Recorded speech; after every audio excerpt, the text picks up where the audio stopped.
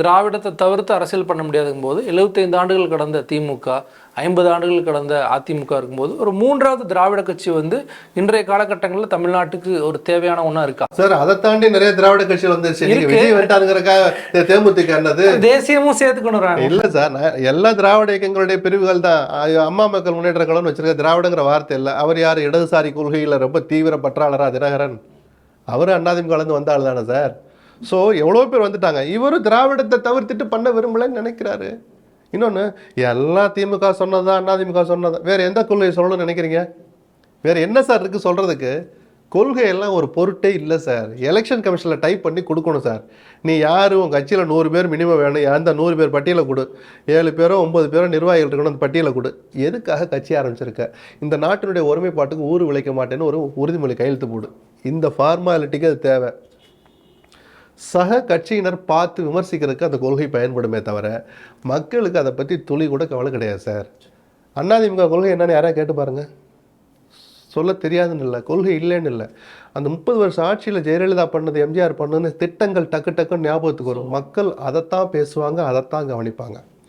அண்ணாயிசம் என்னான்னு யாராவது ஒரு சாதாரண குடிமகனுக்கு தெரியுமா? ரெட்டலைக்கு தான் என் ஓட்டுன்னு சொல்கிற ஒருத்தனு கூட அண்ணாயிசம்னா என்னான்னு கூட தெரியாது. ஆனால் எம்ஜிஆர் கொண்டு வந்த சத்துணவு திட்டம் தெரியும். ஜெயலலிதா கொண்டு வந்த அந்த தொட்டில் குழந்தைகள் திட்டத்தில் தொடங்கி பெண்களுக்கு அவர் ஆட்டின எல்லா விஷயமும் அதில் வரும். கொள்கையை பற்றி மக்களுக்கு கவலை கிடையாது. எங்களுக்கு ஒரு பாதுகாப்பான, எங்கள் வயிற்றில் அடிக்காத ஒரு இயல்பான வாழ்க்கையை வாழ அனுமதிக்கிற ஆட்சி இருந்தால் போதும் தான் அவன் நினைப்பான் சார். தமிழ்நாடு அரசியல் களத்தில் வந்து தொடர்ச்சியாக ஊழல், குடும்ப அரசியல் அப்படின்ட்டு தொடர்ச்சியாக பார்க்குறோம். மீண்டும் அதை தான் திரு விஜய் அவர்களும் கையில் எடுக்கிறாரு. அது எந்த அளவுக்கு வந்து அவர்களுக்கு கை கொடுக்கணும்? புதுசாக தொடங்குற ஒரு கட்சி ஆளுங்கட்சியை தான் எதிர்த்து ஆகணும், வேற வழி இல்லை. அப்போ தான் துணிச்சல்னு மக்கள் பேசுவான். ஆளுங்கட்சி தான் தப்பு செஞ்சுக்கிட்டு இருக்கு. கண்டெம்பரரியாக கரண்ட்ல அவங்க தான் ஆட்சி நடத்துறாங்க. அவங்க தான் தவறுகள் பண்ணவும் வாய்ப்பு இருக்கு, சாதனைகள் பண்ணவும் வாய்ப்பு இருக்கு. இல்ல ஊழல் அப்படின்னு வரும்போது ஆட்சியில் இருக்கிற கட்சியை தான் முதல்ல பேசலாம். அதான் 2011 ஊழல் அப்படிங்கிறது மிகப்பெரிய ஒரு பிரச்சனையா இருந்துச்சு. அது அதிமுக ஒரு பெரிய ஒரு நம்பர்ஸை கொடுத்துச்சு. இப்ப ஊழல்னு பேசுற அளவுக்கான ஏதாவது விஷயங்கள் இருக்கா? திமுக எதிர்த்து போகக்கூடிய விஷயங்கள் இருக்கா? திமுக எதிர்க்கிறதுக்கு 2 விஷயம் தான் சார். ஆட்சியில் இருந்தால் தவறு பண்ணாத ஆட்சி கிடையாது. ஊழல் டிஃபால்ட்டாக இருக்கும். நான் பச்சையாக சொன்னேன், இந்த ஆட்சியில் ஊழல்லாம் ஏதோ திட்டங்களில் அப்படி இப்படி நடக்கணும்னு அவசியம் இல்லை. லஞ்சமும் ஊழல் தான். எடப்பாடி ஆட்சியோட லஞ்சம் அதிகம் இந்த ஆட்சியில். யாராவது மறுக்க முடியுமா? பெர்சன்டேஜ் வாங்காத அரசு திட்டங்கள், டெண்டர்கள் ஏதாவது ஒன்று சொல்லுங்கள். எல்லா ஆட்சிலையும் நடக்கும், இந்த ஆட்சிலையும் நடக்குது. அதை ஒரு ஊழல்னு பார்க்குறாரு. விஜய் நாளைக்கு ஆட்சி அமைச்சா எப்படி பண்ண போகிறோம் நம்மளும் பார்க்க தான் போகிறோம். நல்ல ஆட்சி பண்ணட்டும், வாழ்த்துக்கள். அப்போது ஆட்சியில் இருக்கிற கட்சினா திமுக. அதுக்கு ஏற்ற மாதிரி 2 தான் பேச முடியும். ஒன்று வாரிசை பற்றி பேச முடியும், 2வது ஊழலை பற்றி பேச முடியும். விஜய் அந்த ஊழல்ங்கிற வார்த்தையை எடுத்திருக்கிறார். எவ்வளோ தூரம் எடுப்படுதுன்னு பார்ப்போம். வாரிசு அரசியல்ங்கிற குற்றச்சாட்டு திமுகவுக்கு எதிராக எடுபடும் நான் நினைக்கல. இப்போ 2006 அந்த காலகட்டங்களில் ஜெயிச்சுட்டு வந்துட்டாங்க. 2011 குடும்ப அரசியல் தான் மிகப்பெரிய பிரச்சனையாக. நீங்கள் உதயநிதிக்கு எப்போ எம்எல்ஏ சீட்டு கொடுத்தாங்களோ, வாரிசுன்னு அன்னைக்கே ஸ்டாலின் மகன் தானே வேட்புமனு எழுதுகிற ஃபில் பண்ணுற போது, திருவல்லிக்கேணியில் நிற்கிற போது உதயநிதி ஸ்டாலின், சன் ஆஃப் ஸ்டாலின். அப்போவே ஸ்டாலின் மகன்னு தெரிஞ்சு போச்சுல்ல.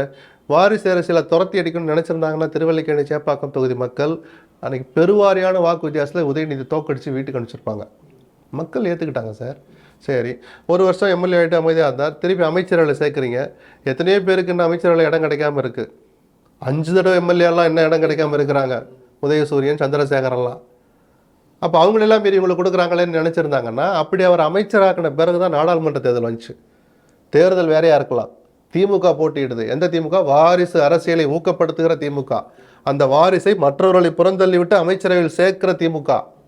பாடம் கற்றுக் கொடுக்கணும்னா 4 தொகுதியிலே தோக்கடிச்சிருக்கணும். இப்போ அந்த வாய்ஸ், அதாவது வாரிசு அரசியல் சார்ந்த விஷயங்கள் வந்து அதிமுக ரொம்ப பேசலை அப்படிங்கிற ஒரு வாதம் வைக்கப்படுது.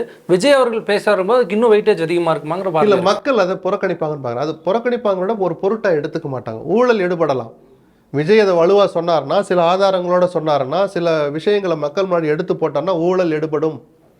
வாரிசு அரசியல் எடுபடாது. ஏன்னா அண்ணாமலை அவர்கள் பிபிடி எல்லாம் போட்டு காட்டினாரு, பாருங்க அந்த குடும்ப அரசியல் எப்படி இருக்கு. சரி, அப்போ அதே மாதிரி திமுக சில பிபிடி பண்ண பிஜேபியில் மட்டும் என்ன வாழுதுன்னு? என் கட்சி தலைமைக்கு வந்தாதான் வாரிசு அரசியலா? மந்திரிமார்களுடைய பையங்க இன்னைக்கு எத்தனை பேர் எம்எல்ஏ, அவன் மாநிலத்தில் மந்திரியா இருக்கிறாங்க. கிரிக்கெட் போர்டில் இப்போ இவ்வளோ பெரிய உதவி பதவிக்கு அரசியலமைப்பு சட்டப்படி பதவி இல்லாமல் இருக்கலாம்.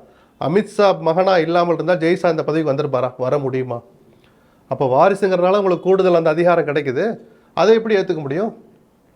அந்த ஜெய்ஷா கிரிக்கெட் போர்டுக்கு வந்த பிறகு எப்படி நடத்துகிறாரு, வெற்றியை நோக்கி போகிறாரா, சர்ச்சை இல்லாமல் நடத்துகிறாரான்னு தான் பார்க்கணுமே தவிர, பார்ப்பாங்களே தவிர அவர் யாருடைய பையன்லாம் வரும்போது பேசப்படுற ஒரு நாள் கூத்து, ஒரு வார கூத்து, ஒரு மாதம் கூத்து, அதன் பிறகு அவருடைய செயல்பாடுகள் தான் தீர்மானிக்கும். அப்படி பார்த்தா உதயநிதியுடைய செயல்பாடுகள் இன்னைக்கு பெருசாக விமர்சிக்கிற அளவுக்கு வரலை. ஊழல் பண்ணுறாரு, ஒன்றா போய் அங்கே மலைவாச ஸ்தலங்களில் போய் ரூம் எடுத்து தங்கிக்கிறாரு, படுத்துக்கிறாரு அப்படின்னு எந்த விமர்சனம் வரலையே.